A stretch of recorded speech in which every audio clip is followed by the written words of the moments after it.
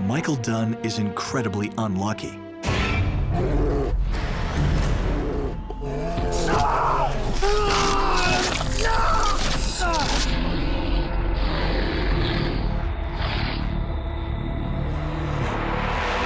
He was the first person to be attacked by a grizzly bear in Grand Teton National Park.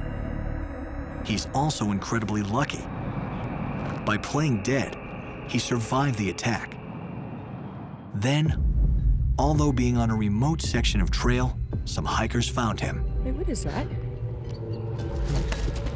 You okay? What happened? It's a bear.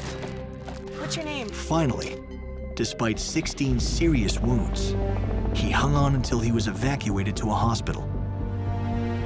His luck didn't stop there. During surgery, his doctors saw something remarkable in a wound in his thigh. What they found in there was the femoral artery. The claw, it was almost like it had been laser guided because it just sheared it away from the muscle wall, didn't cut laterally across it, and had it cut laterally across it, you know, you're talking about 4 to 5 minutes to live.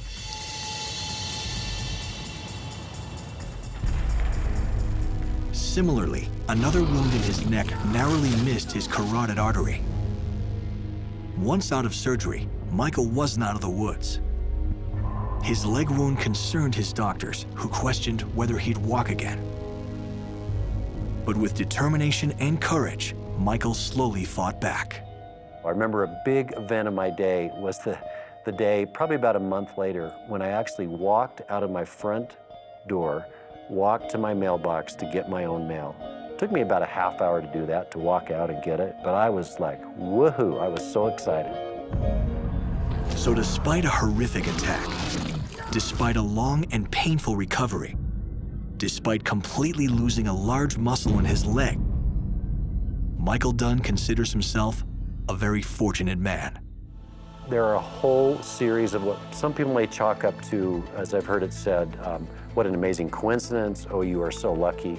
I consider myself blessed, and there's no doubt in my mind there was divine intervention.